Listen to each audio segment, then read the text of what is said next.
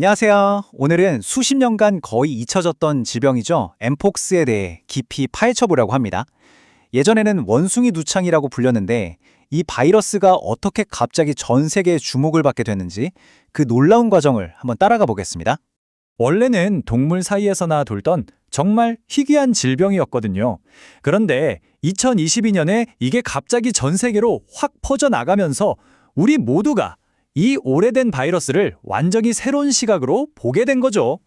자, 그래서 오늘 우리는 이 5가지 주제를 중심으로 엠폭스가 도대체 무엇인지 처음부터 끝까지 한번 제대로 알아보겠습니다.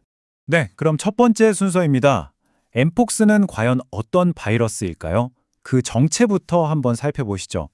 엠폭스는 오르소폭스 바이러스라는 집안에 속해 있어요.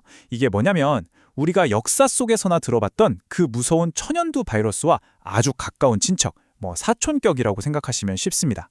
그리고 정말 중요한 건 이게 원래 동물에서 사람으로 넘어온 인수공통 감염병이라는 점이에요. 옛날 이름이 원숭이 두창이라서 원숭이가 주범일 것 같잖아요.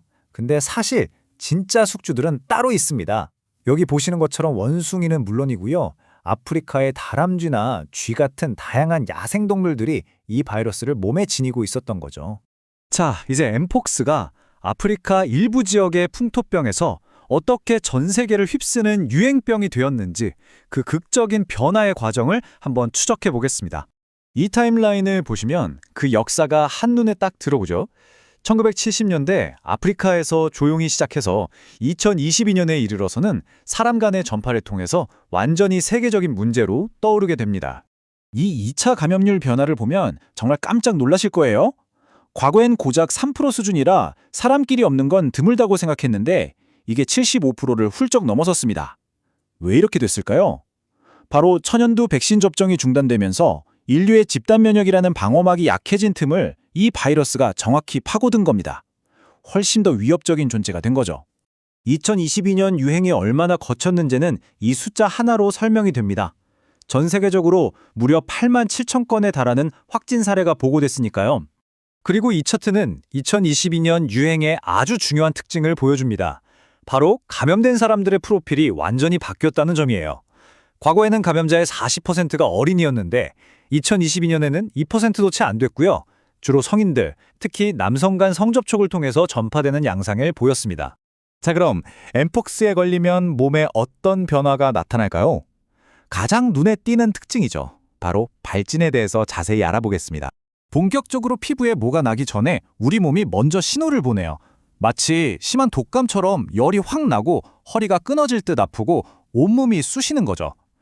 여러 증상 중에서도 특히 목이나 겨드랑이에 림프절이 붓는 이 증상은 엠폭스를 천연두와 구별하는 아주 중요한 단서가 됩니다.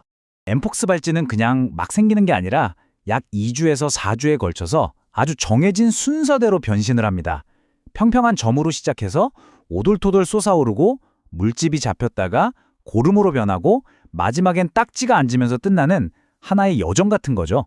지금 보시는 이 사진이 그 과정을 정말 생생하게 보여주죠.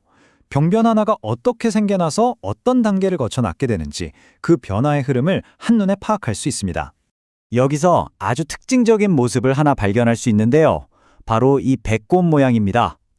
사진에서처럼 농포의 가운데가 살짝 푹 꺼지는 모습. 이게 바로 오르소폭스 바이러스 감염에서 나타나는 대표적인 징후 중 하나입니다.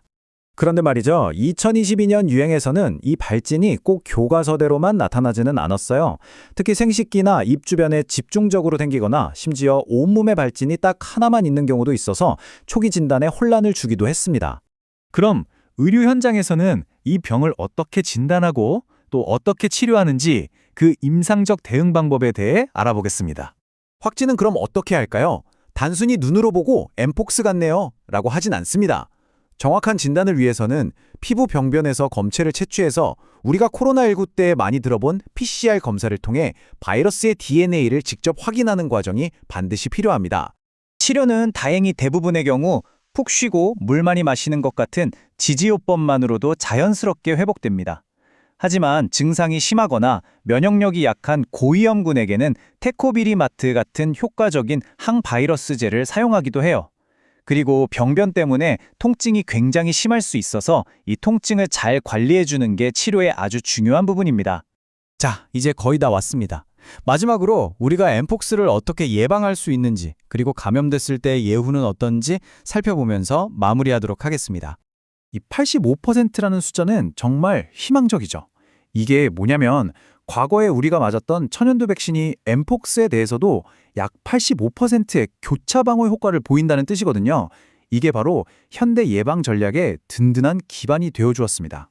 그렇다고 해서 모든 사람이 다 백신에 맞아야 하는 건 아닙니다. 현재의 전략은 보시는 것처럼 감염 위험이 가장 높은 특정 그룹을 대상으로 하는 일종의 표적 접종 방식이에요. 훨씬 효율적이고 스마트 접근법이죠. 전반적인 예후는 다행히 좋은 편입니다. 대부분의 사람들은 천연두보다 훨씬 가볍게 앓고 지나가요. 하지만 면역 체계가 약한 분들이나 아주 어린 아이들의 경우에는 증상이 심해지거나 합병증이 생길 위험이 더 높기 때문에 이 점은 꼭 기억해둬야 합니다. 하나의 희귀병이 전 세계를 위협하는 유행병이 되기까지 50년이라는 시간이 걸렸습니다.